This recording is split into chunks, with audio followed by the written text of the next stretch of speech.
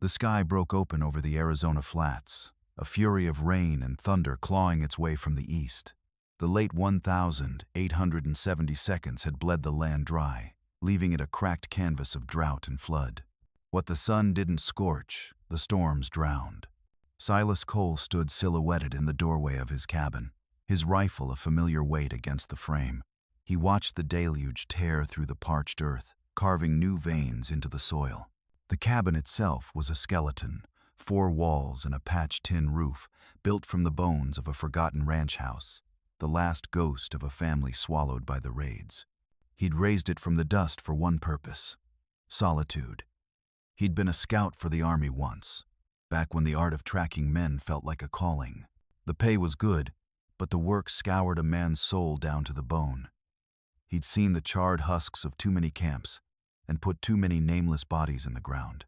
When the war ended but the killing didn't, he shed the uniform, left the money, and settled his ghosts near Silver Creek. He'd sworn to stay until the tremor left his hands when he held a rifle. It never did. But the silence, at least, never asked why. That night, a bolt of lightning split the heavens, bleaching the valley bone white for a stark second. In that flash, Silas saw a flicker of movement by his fence line. A shape, small and broken, staggering through the mud. His first thought was a coyote, driven mad by the storm. Then, a hand thin and trembling shot up, clawing at the wire. He was moving before the thought fully formed, instinct overriding the cold caution that had kept him alive. He threw on a slicker and plunged into the downpour, the air thick with the metallic scent of rain on iron-rich dust. It was a woman, barefoot, drenched, her skin a mask of sunburn and grime. Her breath came in shallow, ragged gasps, as if she were drowning on dry land. As he knelt, her eyes fluttered open dark, vacant pools. A soundless word tried to form on her lips. A deep gash bled freely at her ankle, and her wrists were chafed raw from rope. Silas remained crouched, the old, cold calculus of survival kicking in. He tended to the wounded before soldiers and settlers. It made no difference. Some lived, most didn't. But something in the fierce glint buried beneath her exhaustion broke through his hardened resolve. "Easy now," he murmured, sliding his arms beneath her. She flinched, a sharp, reflexive jerk, but lacked the strength to fight. He felt the cage of her ribs through the soaked buckskin. She was terrifyingly light. Inside, he laid her on his cot, pulling a coarse blanket over her frail form. In the dim light of the dying stove fire, he fell into a grim, familiar rhythm, pulling off her ruined boots, fetching bandages from a tin box. It was a dance he'd performed in countless bloody fields. He cleansed her wounds with boiled water, the sharp tang of singed linen filling the small cabin. She stirred, her lips parting. "Tala," she rasped, her voice a dry whisper of thirst and pain. Apache, the word hit him like a physical blow. He'd known her people as scouts, as guides, as prisoners. The name fit, a muscle in his jaw clenched. He'd stood on too many battlegrounds stained by the blood of both his people and hers to feel anything but a weary dread. But she was no warrior now. She was a dying woman, and death was a language he understood all too well. He grabbed his canteen, gently lifted her head, and pressed it to her lips. She drank in slow, trembling sips, each swallow a visible struggle. Silas worked in the heavy silence, changing bandages, feeling for broken bones, his eyes tracking the rain lashing against the window. His mind churned, trying to piece together the kind of brutal life that leaves a person barefoot and half dead in the heart of nowhere. But the questions died on his lips. He'd learned long ago that strangers rarely offered honest answers. Finally, he settled into a chair by the stove, his rifle within arm's reach. It was a habit forged in years of betrayal. He didn't trust anyone, not anymore. He didn't even trust himself. Now and then, the fire would spit, casting a dull, orange glow across the cabin walls. The light caught the jagged scar that ran from Silas's left cheek to his ear, a ghost from a knife fight he had no business walking away from. He glanced at the cot. Tala was asleep, her breathing a ragged thing, but evening out. She was young, maybe 25 at most. He tried to piece together the story that had thrown her at his feet. Was it escape? Revenge? Or just the raw, dumb luck of the trail? In the end, the reason didn't matter. He'd found her. She was his problem now, for better or worse. Silas leaned back, the chair groaning under his weight, and listened as the storm gentled to a low growl. A steady drip from the leaky corner of the roof kept a lonely rhythm. He'd patch it come morning. For now, the only sounds were the hiss of the embers and the fragile, unsteady beat of another heart in the room. He didn't know what she would drag into his quiet life: danger, trouble, or maybe just the simple sound of another voice. But as he watched the slow rise and fall of her chest, a truth settled in his gut, colder and sharper than fear. He did not want her to die. Not here. Not in this cabin. This tomb where he'd buried every last piece of himself except the guilt. Outside, the rain faded to a whisper as the storm bled out over the plains. And inside, Silas Cole, a man who had sworn off saving a single soul, sat a silent, sleepless vigil to make sure the stranger by his fence didn't stop breathing. He watched the fire shrink to a bed of glowing embers, his ears tuned to the woman's slow respiration. Sometime before the first hint of dawn, her breathing found a steady, deeper rhythm. Still, he didn't move, gripped by a primal fear that any shift from him might send her spiraling back into the silence from which he'd pulled her. When the first gray light sliced through a crack in the shutter, it laid her face bare. The bruises mottling her jaw were a deep, ugly purple, one eye swollen nearly shut. The rope burns on her wrists had chewed clean through the skin. He'd seen wounds like these before, on people who were taken, used up, and discarded. He poured a little water into a tin cup, stirring in a pinch of salt. When she stirred, he was there, helping her take slow, careful sips. She stared at him through the fog of her own breath, her eyes a swirling mix of confusion and bone-deep weariness. "Where am I?" she whispered, her voice like stones grinding together. "Silver Creek," he said, his own voice tight from disuse. "My place." She swallowed, her gaze drifting to the dusty beam of light from the window. "Why? Why help me?" He didn't answer at first, his face a hard, unreadable mask. "You were dying," he said at last. Didn't seem right to just walk on by. Her eyes held his, searching for the truth in his flat tone. There was no smile, no word of thanks. She simply gave a single, sharp nod and let her head fall back against the makeshift pillow. Silas turned to the stove, scraping beans and jerky into a pan with water from the bucket. As the food heated, his scout's eyes took her in again. She wasn't a girl. She was a woman who'd seen too much of the world's hard edges, maybe nearing 30. Apache, for certain, but her skin was a shade lighter than most. Her tangled hair shot through with strands of sun-bleached blonde, mixed blood. It would explain why she was captured, not killed. A guide who could walk between two worlds would be a valuable thing to the right kind of man. He wanted to ask, but he knew better. Questions had a way of tearing open old wounds that never healed straight. After she'd eaten what little she could stomach, Silas stepped outside to draw water from the well. The ground was soft under his boots, the air thick with the smell of wet sage. He scanned the distant ridges, his eyes sweeping for any sign of movement. No smoke, no riders. But he knew the quiet of the desert was a lie. The kind of men who'd leave a woman in that state weren't the kind to let things go. They might come looking. He carried the bucket inside to find her sitting up, the blanket clutched tight around her shoulders. Her eyes tracked him, no longer with fear, but with a sharp, measuring gaze that weighed his every move. "You live alone?" she asked. "Mostly." "Why?" He set the bucket down with a thud, tired of dancing around the question he knew was coming. "Because I've done enough damage to people," he said, his voice flat. "And I don't sleep sound when there's company." That seemed to be enough for now. Her gaze shifted, landing on the rifle propped by the door. "You were a scout. Army. Before that, a tracker for hire." Her eyes narrowed. "For bounty men?" He gave a slow, deliberate nod. "No point in hiding it. A long time ago." The air in the cabin grew thick, charged with a silent, grim understanding. She didn't seem surprised. Maybe she'd known all along. Tala took a shallow breath. her words spoken more to the fire than to him. I led them, the bounty men. They said they only wanted passage through the canyons.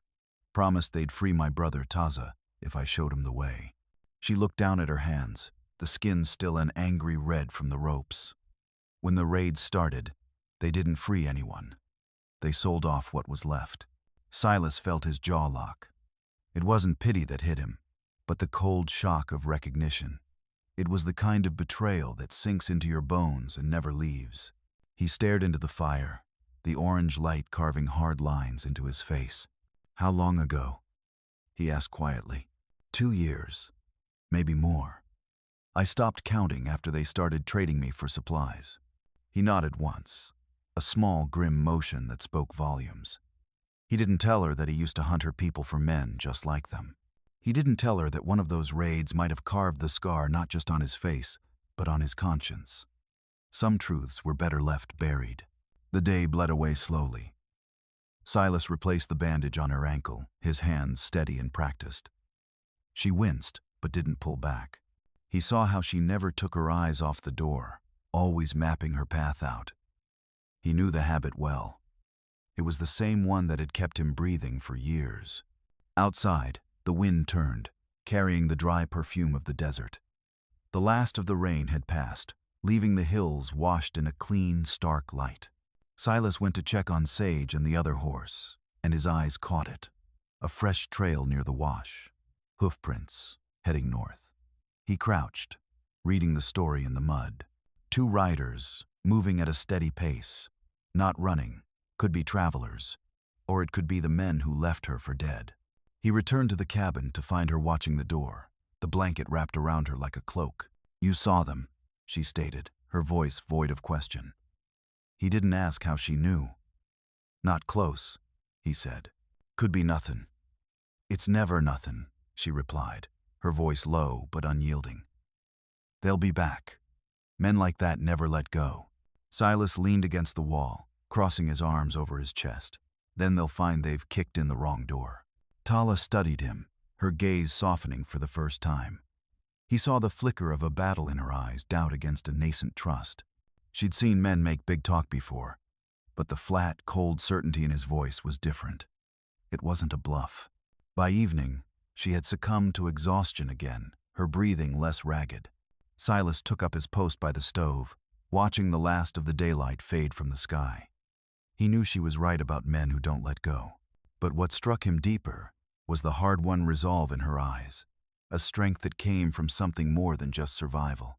For the first time in years, he felt the unwelcome pull of responsibility, not the kind that came from orders or coin, but the kind that comes when you simply can't turn away.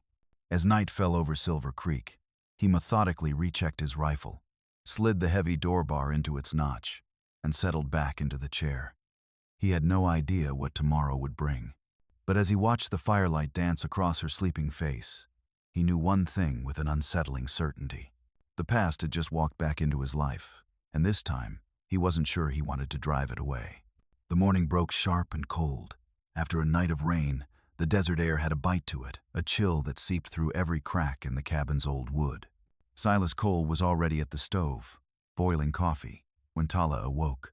She blinked in the thin light, then slowly pushed herself upright, the blanket pooling at her waist. The bruises on her wrists had deepened to a dark violet, but the fever had broken. Her eyes, now clear, swept the room with a focused awareness that replaced yesterday's confusion. Silas held the tin cup out to her, no words needed. She reached, her hands still trembling, and flinched at the first hot sip before steeling herself to hold the second one down. While she drank, he watched her study the cabin, the walls patched with mismatched planks, the tools hung with a soldier's precision. Her gaze settled on the corner shelf, holding his worldly possessions. A skinning knife, a folded map, a worn Bible, a small leather pouch of coins, and a faded photograph of a woman, Abigail, holding a baby, Samuel. Tala's eyes lingered on the photo, a long, silent moment of inquiry. Silas saw it but said nothing. He offered no story, no explanation, even as the familiar weight of that loss settled behind his ribs. After a few minutes, her voice, steadier now, cut the silence. The men who took me. You see any sign of them? No, Silas said. Trail went cold at the creek. They're either heading north or making it look like they are. He met her gaze. Men like that, they leave tracks when they want to be followed. Sometimes it's bait. She took that in, her expression unreadable. You've tracked men, she said quietly. He just nodded. Too many. Then you know they'll be back. Yep, he said, without a trace of hesitation. But this time, they'll find 2 rifles waiting, not just one. Her head tilted, a subtle shift that wasn't doubt, but something akin to respect. She set the cup down, pulling the blanket tighter. I don't have much left to lose. Silas looked at her, a long, hard look. You've got your life. That's a damn sight more than most. The room fell into a quiet that wasn't empty, but full of the unspoken understanding of 2 people learning to breathe the same air. Later, Silas brought in a crate from the shed jerky, flour, salt, dried beans. He set a bowl before her, gesturing to the stove. You can stir, if you've a mind to. Keep your hands busy. Tala hesitated, then her hand closed around the wooden spoon. The simple, human sound of food being made seemed to steady them both. Silas sat across from her, his hands moving with mechanical precision as he checked his ammunition box, counting each round. She watched him for a time. You live like you're waiting for something. He looked up, his eyes distant. Used to wait for orders. Then I just stopped. Now I'm just trying not to be run down by ghosts. Ghosts? People I should have saved, he said flatly, and didn't. Her eyes softened. We both carry that weight. He nodded, and for the first time, a current of true understanding passed between them, wordless and heavy. By afternoon, the clouds had burned off, leaving a white glare over the desert. Silas was outside, fixing a broken door hinge, when Tala began to test her legs. She could stand, leaning heavily on the table for balance. He watched from the doorway, noting the stubborn set of her jaw as she refused to show weakness. You can rest another day, he said. I've rested enough, she answered, her tone not defiant, just weary and determined. She looked down at her bandaged feet. How long have I been here? 2 days, Silas told her. You were half dead when I found you. She nodded, her eyes on the floorboards. I remember falling. Figured I'd finally run out of road. She looked up at him then, her gaze direct. You didn't. Why didn't you just leave me there? He paused his work, swiping the back of a wrist across his sweaty brow. 'Cause I've done enough leaving in my life. That answer seemed to land, settling something deep inside her. She turned back to the stove, feeding small slivers of wood into the fire. That evening, Silas walked the creek line. The air had cooled, alive with the drone of insects and the soft murmur of water over stone. His eyes scanned the banks for any new sign, but found only the same faint tracks from before. Then he looked to the ridges and saw a thin, pale wisp of smoke, maybe 10 miles out. Could be travelers. Could be them. Either way, it meant trouble was coming. When he got back, Tala was on the cot, mending a tear in the blanket with a needle from his sewing tin. Her stitches were small and precise. He found himself watching longer than he should have. You sew a fine stitch, he said. My mother taught me, she answered, not looking up. She said even in a time of war, a person's hands should still know how to make something whole. He grunted in agreement and moved to the rifle leaning by the door. He cleaned the barrel and oiled the bolt before setting it back down within easy reach. We'll keep the lantern low tonight, he said. Saw smoke from the ridge. Could be trouble. Then let them come, Tala said, her voice quiet but firm. I'm tired of running. There was no bravado in it. Only the deep, unshakable resolve of the truly exhausted. Silas nodded, feeling something tighten in his chest. Respect, maybe, or a guilt he couldn't name. They ate in silence, the memory of the storm replaced by the chirping of crickets and the distant cry of a lone wolf. Afterward, he sat by the fire, his eyes half closed, while Tala just stared into the flames. She seemed calmer, but her posture was that of someone who'd spent a lifetime waiting for the next blow to fall. Before they turned in, Silas broke the silence. You should know, this cabin is all I've got. There's no law out here, no company, and no promises. Just quiet. You can stay as long as you need, but I can't offer you more than that.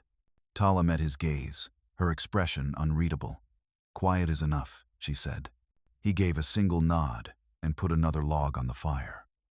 As the flames climbed, the light again caught the photograph on the shelf.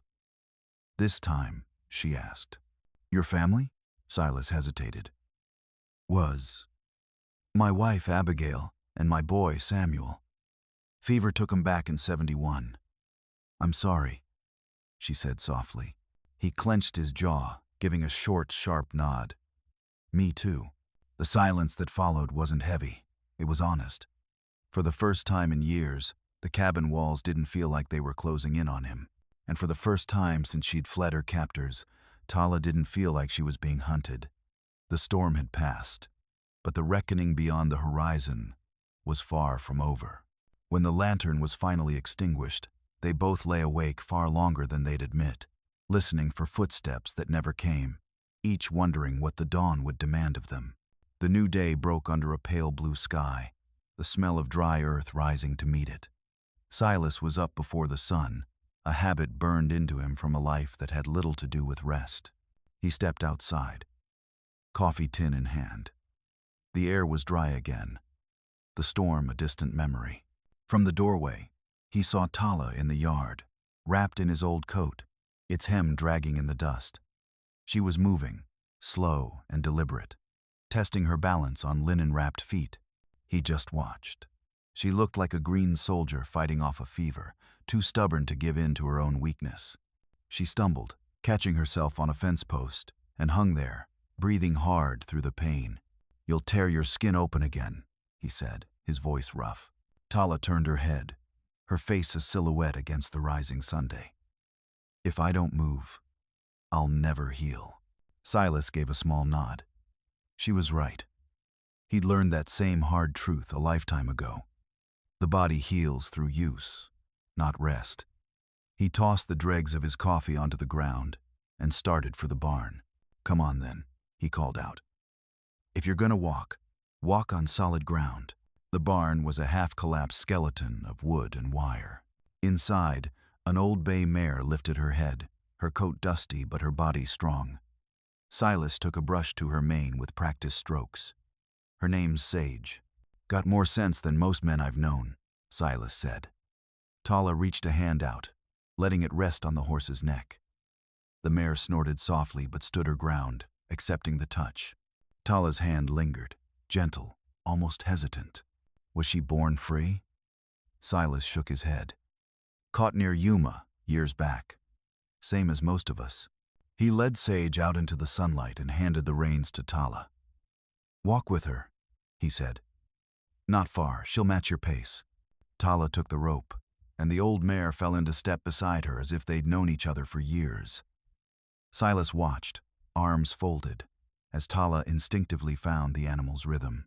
When she stumbled, the horse stopped with her, waiting with a patience that felt like understanding. Afterward, she sat on the porch steps, beads of sweat on her brow, a new steady light in her eyes.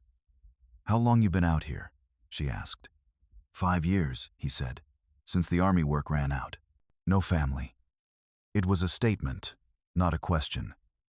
He hesitated, then shook his head. Used to be. Not anymore.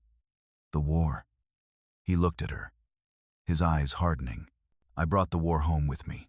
He said no more, and she didn't ask. From the way her gaze fell, he knew she understood. They fell into a rhythm, working side by side through the day. Tala mended a tear in a saddle blanket while Silas patched the fence. He found himself glancing over at her, marveling at how quickly she adapted. Every movement she made was deliberate, honed by a life of survival. The silence between them was no longer heavy. It was a comfortable space shared by two people who didn't need words to fill it. When the sun was at its peak, Silas rested in the shade of the porch. Tala brought him a tin cup of water. You said you used to track men, she said. You still do? He drank deep before answering. Not for coin, I just keep an eye on my own land, is all. Why here? Silver Creek's barely a town. Silas wiped his mouth with the back of his hand. Because this is where it all ended for me. And it's easier to live in a place where the ghosts already know you by name. She studied him, her brow furrowed. You're waiting for forgiveness. He looked straight at her, his expression firm. No, just peace. In the late afternoon, the cry of a hawk sliced through the quiet. Silas's head snapped up. On the far ridge, two riders moved south, tiny figures against the vast horizon. He said nothing, just watched until the rocks swallowed them from view. When he turned back, Tala was standing in the doorway, her body tense. You saw them too, she said. Yeah, he replied. Still a good ways off, but they're coming closer. Could be them, she said, her voice a low, steady hum. Could be, he agreed. And if it is, we'll deal with it. He looked down at his own calloused hands. By not running, she stepped closer. You'd fight for me. For a stranger? I know enough, he said simply. You were being hunted, and now you're breathing. That's all that matters. Tala held his gaze, her own dark and unreadable. Finally, she spoke, her voice barely a whisper. You talk like a man who used to believe in mercy. Silas stared back, unsure if she was accusing him or seeing a truth he'd long since buried. Used to, he said. That night, the wind rose again, not a storm, but a restless whisper that stirred the sand. Silas sat on the porch cleaning his rifle, while Tala stitched a leather sheath by the low light of a lantern, its soft glow painting the worn wooden boards. You could be gone by morning, Silas said, his voice cutting through the quiet. There's a trail east, leads to the San Pedro crossing. Zephyr ground. Tala's needle froze mid-stitch. And if they're waiting there, then you cut north, he said. She looked up, her eyes narrowing. You want me gone? Silas met her stare head-on. I want you alive. That's not the same thing. A long silence stretched between them, broken only by the pop of the fire and the distant stamp of Sage's hoof in the dark. I'll stay, Tala said finally, until I can stand without falling. He gave a curt nod. Then we make a plan. When the wind died down, Silas set his rifle aside and checked the door latch. Tala folded her leatherwork, then stood to face him. Why did you really save me? She asked, her voice low, hesitant. He held her gaze for a long moment before answering, the words dragged from a place of deep hurt. Because once, someone didn't save mine. The room fell utterly still. The only sound was the faint hiss of the cooling stove. He tried to mask the sudden pain, to walk evenly, but she saw it. You're hurt, she said, her tone certain. Old wound, he deflected. Just the weather. She frowned. You fix me, I fix you. A ghost of a smile touched his lips. Didn't take you for a patient woman. She ignored him, moving to the shelf and retrieving a cloth bundle of dried herbs. With a smooth riverstone, she began to grind them, filling the room with a strong, bitter, earthy scent. She mixed the powder with a little water to make a paste and knelt beside him. Hold still, she commanded. Silas watched her hands work steady, confident. She spread the poultice over his knee and bound it tightly with a strip of linen, her cool, careful fingers brushing against his skin. Their days fell into a rhythm. Silas would rise before dawn to light the stove and grind coffee. Tala would follow soon after, moving with a slight limp that lessened each day. She asked for no help, moving with a fierce determination to reclaim her own body, inch by inch. The raw wounds faded, leaving behind pink scars that told their own silent story. Outside, the desert stretched out, gold and endless. Silas showed her the right way to split wood, with clean, efficient swings. You're trying to muscle it, he said as she swung the axe. Let the weight do the work.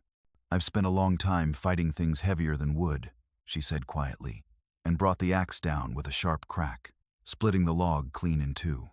Silas almost smiled. Better. She caught her breath, brushing dust from her arms. What did you do before all this? The question landed with unexpected weight. After the war, he said, I tracked for anyone with coin. Ranchers, the army, bounty men. Sometimes for the law, sometimes against it. Tala tilted her head. And now you fix fences. Now I try to live without looking over my shoulder. She nodded, a knowing look in her eyes. That doesn't always work. He glanced at the horizon. No, it doesn't. As the days passed, Tala took over the work inside the cabin, her presence smoothing its rough edges. The food was still simple, but she added wild herbs and smoked flavors that tasted of a home she hadn't seen in years. Silas noticed, but said nothing. One afternoon, as he cleaned his rifle on the porch, she came to him holding a small, crudely carved hawk. This was my brother's, she said, Taza's. He gave it to me before the raid. I thought it was lost. Silas took the charm, his fingers tracing the rough knife marks. You found it, she clarified, in a pocket on my belt, the first morning. He carved it for protection. You think it worked? A faint, humorless smile touched her lips. I'm still breathing. He handed it back. Then maybe it did. That evening, as the sun bled out behind the ridges, Silas saw the smoke again, a pale, thin ribbon against the darkening sky. Closer this time. He didn't say anything at first, just lifted the spyglass from its peg above the door and watched the trail. The movement was barely a flicker. Could be cattlemen, could be travelers. His gut told him it was neither. When he stepped back inside, Tala was by the stove, stitching a piece of leather onto a worn-out moccasin. She looked up, and her eyes, sharp and knowing, read the truth on his face before he could speak it. You saw them again. Could be nothing, he lied poorly. She set her work down. You don't believe that. He let out a long breath and sank into the chair opposite her. No. They're closer now. 2 riders, just like before. Her jaw tightened into a hard line. They won't stop. He nodded slowly. Then we'll make it damn hard for him. For the next 2 days, a quiet, focused energy filled the cabin. Silas taught her how to load the rifle, how to seat the stock against her shoulder so the kick wouldn't break her. Don't think about the aim, he told her, his voice low. Just think about your breathing. The rest will follow. She practiced in the yard, plinking at tin cans on the fence posts. Her hand still trembled now and then, but she waved him off when he tried to help. You're a stubborn woman, Silas said, after a shot kicked up dust a foot wide of the target. So are you, she shot back, reloading another round. He couldn't argue with that. That night, checking on the horses, he found them. Fresh prints down by the creek. 3 sets. 1 pair of boots, 1 set of bare feet, and the deep impressions of a horse that had stood waiting for a long time. He crouched, tracing the edge of a worn-down heel with his finger. Close, he muttered into the dark. He found Tala by the fire, staring into the flames as if searching for an answer. They're coming, aren't they? She asked without turning. Yes. She took a steadying breath. Then there's something I have to tell you, before they get here. He watched her carefully. Go on. Her eyes remained fixed on the fire. One of the men. The leader. He was a government scout. Wore the same kind of coat you used to. A pause. He said he knew you. Silas went cold, a tightness seizing his chest. His name. Dutch, she said. He called you his partner. Silas sat down, hard. The name landed like a hammer blow, cracking open a vault of memories he'd nailed shut years ago. Dutch Kane, a man he'd ridden with. A man who was fast, ruthless, and loyal to nothing but the gleam of gold. Dutch had taught him half the tricks of the trade, and twice the sins. You helped him, Silas said, the words flat and heavy. I didn't know who he was, she insisted, her voice fierce. He said he was Army. Said he was here to stop the raids, not lead them. Silas nodded once, the weight of the lie pressing down on him. Dutch doesn't stop things. He just takes his cut. Her voice dropped to a whisper. Then he's coming for what he believes he owns. The truth of it hung between them, thick as desert dust. Silas stood and gave the rifle a final check, then pulled a small wooden box from beneath his cot. It held ammunition, a few old coins, and a folded paper. He opened it, his eyes falling on the faded photograph of Abigail and Samuel, then snapped it shut. "If Dutch Kane is leading them," he said, his voice a low growl, "this isn't about you, it's about me." Tala stepped forward, her face a mask of determination. "Then we face him together." He met her unwavering gaze. In that moment, the quiet, fragile bond between them hardened into something unbreakable. Silas gave a single, sharp nod. "All right. Together." The next morning, the sun rose hard and bright, throwing blades of white heat across the land. They saddled the horses, gathering what few supplies they'd need. He showed her how to ride again, how to find her balance through a sharp turn. Her movements, cautious at first, grew sure and steady. When they paused on a high ridge, he pointed to the horizon, to 3 faint specks moving relentlessly closer. "That's Dutch," Silas said, his voice flat. Tala shaded her eyes against the glare. "How can you be sure?" "'Cause he always rides in the middle, like a king." She looked at him. "What are you going to do?" Silas cinched the strap on his rifle. "End something that should have been put in the ground a long time ago." They rode back to the cabin before sunset, a heavy silence hanging between them. Once there, they moved with a shared, unspoken purpose. Tala packed food and filled their water skins. Silas laid out the rifles, checking the action on each one and inspecting the door bolts. Every movement was calm, deliberate, the kind of lethal stillness that settles before a fight no one wants. When true darkness fell, they sat by the fire, the crackle of the flames the only sound. Tala broke the silence. "You don't have to do this. Not for me." He looked at her, his voice steady and clear. "I'm not. I'm seeing to what's right." She held his gaze for a long moment, then gave a single, sharp nod. "Then we fight." Outside, the desert wind kicked up, a low moan sweeping through the dry brush and rattling the fence. From far off in the darkness, a coyote howled, a long, lonely sound that the wind tore away. Silas set his rifle down and leaned back against the wall. He didn't pray. He didn't hope for mercy. He just listened to the steady rhythm of her breathing across the fire and realized something profound. The fear, the cold, gnawing fear that had been his only companion for years, was gone. He wasn't alone anymore. The next morning came harsh and dry, the air charged with the kind of stillness that precedes violence. The silence over Silver Creek was so thick the horses shifted and stamped uneasily in the corral. Silas was outside before dawn, his boots crunching on the hard-packed earth as he scanned the horizon. The sun hadn't yet crested the ridges, but in the gloom, he could just make out the faint dust signature of riders who had passed in the night. His gut simply confirmed what his eyes already told him. Dutch Kane was close. Inside, Tala was gathering what little they could carry: water skins, jerky, a cloth bundle of bullets, and the small herb pouch she'd kept from her captivity. She moved with a quick efficiency, her face a calm mask. She had been hunted before. She knew how to prepare without wasting a single word. When Silas stepped back inside, she looked up. "How far?" "Half a day's ride." "Maybe less," he said, bolting the door behind him. 3 men. Dutch is in the center, same as always. She tied her pouch shut and met his eyes. "We could ride out now." Before they clear the ridge, Silas shook his head. "No. They'd track us, and we'd be on their ground. Here, I know every rock and ravine.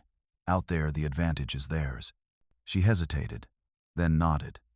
She trusted him now, not because of any promise made, but because of the quiet certainty in every move he made.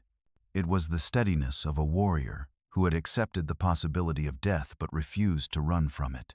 Silas laid his rifle on the table and began the methodical ritual of checking the bolt, the sights, the rounds. His hands moved with an old, ingrained precision, the same mechanical calm he'd had before a job. But this wasn't about money. This was about closing a chapter that had been left to bleed for too long. As he worked, Tala watched him, her mind drifting back to the brutal marches under a merciless sun, guiding Dutch's men through the canyons. She remembered the horror of watching them hunt her people like animals, and the sickening, delayed realization of her own part in it. The self-hatred from that time had nearly consumed her. But now, watching Silas prepare to face that same man, Something inside her shifted. It wasn't redemption, not yet, but it was a chance to finally stop running from her own guilt. By midday, they had transformed the cabin into a makeshift fort. Barrels and crates were shoved against the lower windows. A second rifle was placed by the west wall, and Sage and the other horse were hidden behind the shed, out of sight from the ridge. With a piece of charcoal, Silas sketched a rough map on the tabletop, marking the likely lines of approach. "Dutch doesn't ride in blind," he said, his voice a low rasp. "He'll come slow, test the ground, maybe circle wide first. He's cautious, but he's greedy. If he smells something worth taking, he'll push." "What does he want?" Tala asked, her voice barely a whisper. Silas paused, his eyes dark. "Control. It's the only thing he's ever wanted.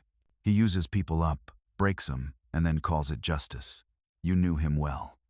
"Too well," Silas said, a muscle twitching in his jaw. "We rode together, before the war was over. I believed in him, once. Thought he was the kind of man who could bring order to all this chaos. Turned out he just wanted to be the one giving the orders." Tala looked toward the door, her face calm, unreadable. "Then today, he'll find no one left to command."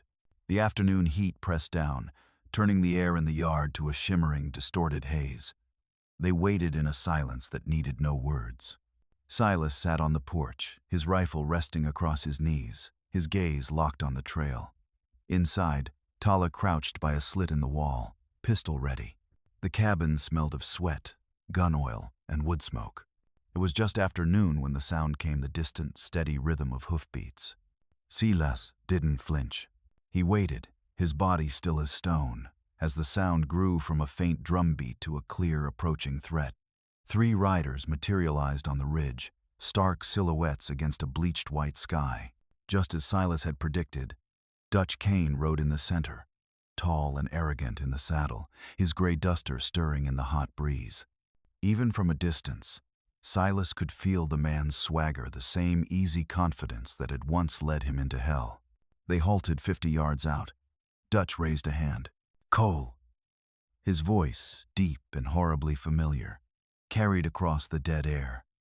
"Heard you'd gone to ground out here. Glad to see the rumors were wrong." Silas rose slowly, stepping off the porch into the punishing Sunday. "You should have believed him." Dutch chuckled, a dry, ugly sound, his eyes flicking to the cabin. "I'm just here for what's mine. The girl is company property.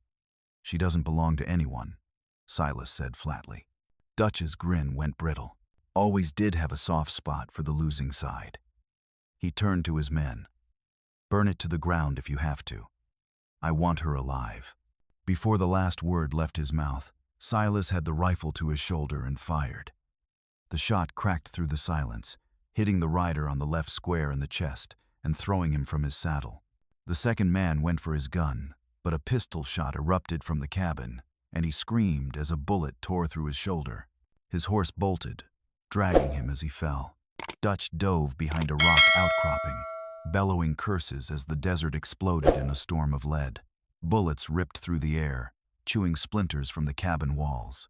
Silas took cover behind a porch beam, returning fire with the calm, deadly precision of a man unearthing a skill he'd tried to bury. Inside, Tala reloaded, her breathing sharp but steady. The fight was over in minutes that felt like a lifetime. When the gun smoke cleared, the only sound was the ragged whisper of the wind. Dutch's men were down, one dead, the other crawling through the sand, leaving a dark trail behind him. Silas stepped out, his rifle still raised. Dutch stood by his horse, his revolver drawn, but his hand was shaking. "Still a fool for a lost cause, Cole," he spat. "And you're still too proud to know when you've lost," Silas countered, leveling the rifle at his chest. "You won't shoot me," Dutch sneered. "You don't have it in you anymore." Silas stared down the long barrel, his face unreadable. "You're right," he said, then lowered the muzzle an inch and fired into the dirt at Dutch's feet. The blast kicked dust and gravel into the man's face. "You're not worth the bullet." Dutch froze, his eyes wide with disbelief, and let his pistol fall to the ground. "You think this is over?" he hissed. "It's over for me," Silas said. his voice cold as iron. "You ride north. You don't come back. Next time, I won't miss." Dutch hesitated, his face a mask of fury and humiliation. With a grimace, he hauled himself onto his horse and spurred it toward the horizon. The wounded man staggered after him, a broken shape limping into the haze. When they were gone, Silas stood for a long moment, in the sudden, ringing silence, the weight of it all settling heavy on his shoulders. Tala stepped out from the cabin's shadow, pistol still held loosely in her hand, her breathing slow and even. "Why'd you let him live?" she asked quietly. "Because pulling that trigger would have made me him," Silas said, his voice rough with exhaustion. "And I've been that man long enough." She looked at him then, and he saw the understanding in her eyes. "So, it's over." He nodded. For now. They stood in the fading light, the quiet aftermath of the battle settling around them with the dust and the lingering smell of gunpowder. For the first time in a decade, Silas felt something inside him break free. It wasn't joy, and it wasn't peace. It was a release, the crushing weight of his past finally, blessedly, easing its grip. He turned to Tala. "We'll bury them down by the creek. After that, we start over." She looked to the horizon, where the last traces of Dutch Kane's dust trail were being erased by the wind. "Then maybe this land can finally get some rest," she said. Silas nodded. "So can we." As the sun slid behind the hills, they worked in a shared, heavy silence, the golden light of dusk falling across their faces. The desert was still a dangerous place, its shadows still filled with ghosts. But for the first time since the storm had thrown them together, Silver Creek felt like a place where a life could begin again. The sun rose over a land transformed. What had been a battleground at sunset was a refuge at dawn. The cool air was tinged with the faint, metallic scent of spent gunpowder and the clean smell of sage. Silas stood by the two fresh graves near the creek. The mounds were shallow, marked with stones not from mercy, but from a hard-won respect for the dead, even those who hadn't earned it. He wiped sweat from his neck, watching the current carry a small branch away. Tala stood beside him, her face a quiet mask as she looked at the graves.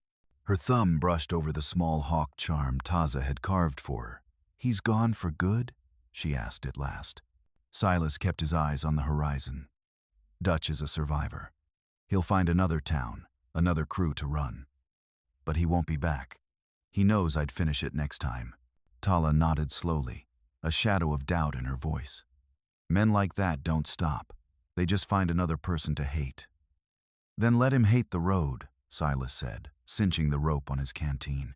They walked back to the cabin, the soft earth giving way under their boots. Sage, the old mare, grazed peacefully by the fence. The quiet felt strange, almost unnatural after the violence. For years, Silas had lived with a coiled tension, waiting for the next fight that would justify his solitude. Now, the stillness felt different. It was asking something of him. Inside, Tala poured water into a basin and washed her hands, the movement steady, almost ceremonial. She looked stronger, the last of the bruises fading from her skin. "What will you do now?" she asked, without turning from the basin. He sat at the table, rubbing the old scar on his knuckle. "Haven't thought that far." "You could leave," she suggested. "Go back east. Find work that doesn't need a gun." He gave a short, harsh laugh. "Ain't nothing for men like me back east. Nothing but old memories." "Then you'll stay here," she said softly. He looked at her. "And you?" "I'll stay," she said, "until I can remember what it feels like not to be afraid." He nodded, her words striking a deeper chord than she knew. For the first time since the war, Silas realized he wasn't afraid, either not of dying, not of silence, not of being seen. He just had no idea what living was supposed to look like anymore. That afternoon they worked. Tala mended the corral fence while Silas patched the roof. The rhythmic sound of his hammer echoed through the valley. They were small acts of rebuilding, but they spoke louder than any words. As the sun dipped low, he climbed down from the roof to find her on the porch, stitching a tear in a saddle strap. She looked up as he approached. "It's quiet again," she said. "Feels wrong, doesn't it?" he asked. "A little," she admitted. But I suppose peace always feels strange when you ain't used to it. He leaned against the porch post, arms crossed. You talk like a woman who's putting down roots. A faint smile touched her lips. Maybe I am. They sat for a long moment, the only sound the whisper of wind through the dry brush. Then she set her leatherwork aside. Silas, can I ask you something? Go on. When I said I was tired of running, did you believe me? He thought on it for a moment. I believe you meant it. But meaning it and knowing how to do it are two different things. Tala looked down, her fingers tracing a crack in the wooden planks. And you? Do you know how? He didn't answer. He just watched the sky over the desert soften to a warm amber. Maybe, he thought, it's something we learn together. That night, they ate by the fire. Tala had made a rabbit stew with herbs she'd gathered, and the rich, earthy smell filled the small cabin, a smell of life. Silas watched her move with a quiet confidence, her measured, practical grace reminding him of the army wives he'd seen decades ago, women who could build a home from nothing but dust and determination. When they'd finished, she sat by the window, watching the last light bleed from the horizon. When I was a girl, she said softly, my mother told me that once you stop being the hunted, you have to choose what kind of person you'll be next. I didn't understand her then, but I do now. Silas turned to her. And what kind of person will you be? She met his eyes, her gaze steady and clear. Someone who stays. The words hung in the air between them, a quiet, simple, unbreakable vow. Silas reached for his cup, his hands rough and calloused from a lifetime of holding weapons instead of people. You asked me once if I could give you what you wanted, he said, his voice low. If that meant staying, not running, then I think I can. Tala met his gaze, and in that moment, the walls they'd built around themselves crumbled. There was no shame, no hesitation, only a raw and honest understanding. Two souls stripped down to the single truth that they needed each other. She didn't speak. She simply reached across the table and laid her hand over his. The touch was warm, steady, and real. Silas didn't pull away. The firelight danced over them, soft and even. It wasn't the start of a wild, passionate blaze. It was something quieter, deeper, a connection forged in loss, built not on desire, but on a shared and stubborn endurance. Outside, the desert night was vast, a black velvet cloth scattered with stars. A gentle wind carried the scent of sage and cool earth through the open window. Inside, Silas and Tala sat in silence, their hands still joined, the space between them filled with a feeling they had long forgotten how to name: safety. As the fire burned low, Silas thought of all the questions that had once defined him. Who was he? What had he done? What was redemption? None of them seemed to matter anymore. All that mattered was that, for the first time in a lifetime, he wasn't waiting for the other shoe to drop.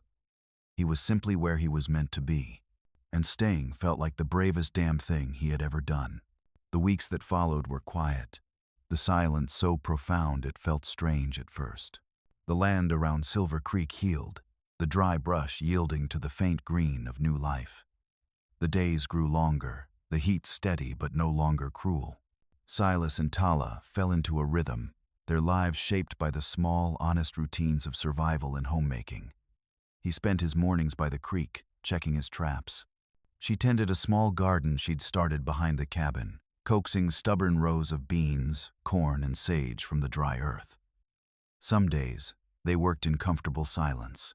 Other days, they talked of practical things, how to reinforce the roof against the summer monsoons, how to keep coyotes from the stores. There were still moments, of course, when the shadows of their pasts would creep in. A sharp clap of distant thunder could still make Tala hold her breath. A sudden sound could still make Silas's hand twitch toward a gun that wasn't there. But the ghosts were quieting. The moments passed quicker now. One morning, while Tala was grinding corn, Silas came in from outside, a folded piece of paper in his hand. "Rider came through from town," he said. "Courier left this. Says the new territorial marshal is making a clean sweep of the bounty crews. Dutch Kane's name is on his list." She froze, her hands still, her eyes darting to his. Alive or dead? Alive, Silas confirmed. Prison down in Tucson. A long silence filled the cabin. Then, Tala let out a breath she hadn't realized she was holding. So, it's done. Silas nodded. Seems so. She returned to her work, her hands noticeably steadier. The news brought no joy, only a quiet sense of closure, the kind that doesn't erase the past, but finally allows you to live with it. Later that day, Silas rode into what was left of Silver Creek. It was quieter than he remembered. Just a few stubborn families, a blacksmith, a merchant, and a saloon clinging to life. He returned near sundown to find Tala waiting by the fence, her hair unbound, her skin glowing in the warm light. He handed her a small cloth bundle. "Brought you something," he said gruffly. Inside was a string of turquoise beads and a small bolt of patterned fabric. "It ain't new," he said, "but it's clean, from the trading post. Figured you might be tired of wearing patches." A soft, genuine smile touched her lips. "Thank you." She held the beads for a long moment before tying them in her hair. The gesture was simple, but it changed her. She seemed to stand taller, to carry herself with a lighter grace. That night, they sat on the porch, watching the stars ignite over the ridge. "You ever think of leaving?" Tala asked into the warm silence. Silas leaned back, his boots crossed. "Used to. All the time." He paused. Now I just think about finishing what I started here." "And what's that?" He considered the question. "Living without always looking back over my shoulder. It's harder than it sounds." She smiled faintly. "You're doing it, though." "It helps," he admitted, not being alone. She looked out at the land, washed in the pale silver of the moonlight. "I used to think being alone was being free," she said quietly. "Now I think maybe it just means being lost." Silas studied her face in the soft light, the strength in her jaw, the profound calm in her eyes. "You're not lost anymore, Tala." She turned to him, her voice low and sure. "Neither are you." The words settled between them, heavy with unspoken truth. He wanted to say something to match their weight, but found he had no words. Instead, he reached for her hand. She didn't hesitate. Her fingers twined with his firm, warm, and alive. Inside the cabin, the fire crackled, its shadows dancing on walls that had once been a cage but were now a home. The next morning, they rode out together, Silas on Sage and Tala on the younger gelding. They followed the creek past the edge of his land to a small, untouched patch of soil near the fence. "We could plant here," Tala said. "Corn, maybe squash, if the rains are good." Silas nodded. "We'll need shade. Cottonwoods grow fast if you tend 'em right." She smiled, the first full, unburdened smile he had ever seen on her face. "Then we'll plant those, too. For both of us." They dismounted and began to work the earth. The topsoil was dry, but beneath it was the dark, rich dirt left from the old floods. Side by side, they dug 2 deep holes, and Silas gently set 2 young saplings into the ground. Tala knelt, patting the soil around the roots as if she were mending something precious and fragile. When they were done, they stood back and looked at the 2 thin, unremarkable trees, full of a quiet promise. "They'll take time," Silas said. "So will we."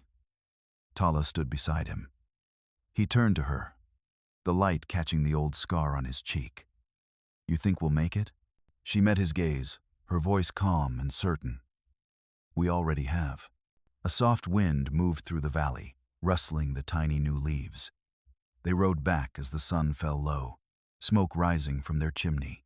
Inside, Tala hung the turquoise beads from a nail above the door, right next to Silas's old rifle, now cleaned, oiled, and wrapped in cloth. It was a silent declaration that their running was done.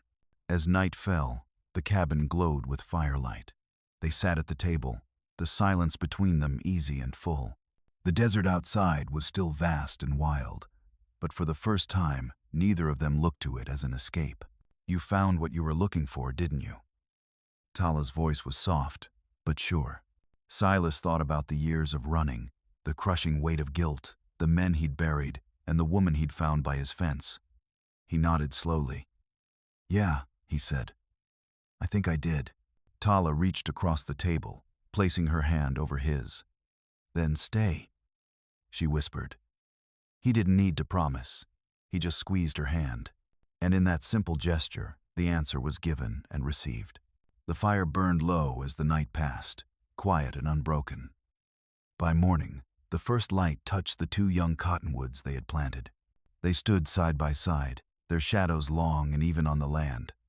And for the first time either of them could remember, Silver Creek didn't feel like a place of exile. It felt like home. The past was finally buried, and what was beginning now was simply life, plain and steady, and theirs.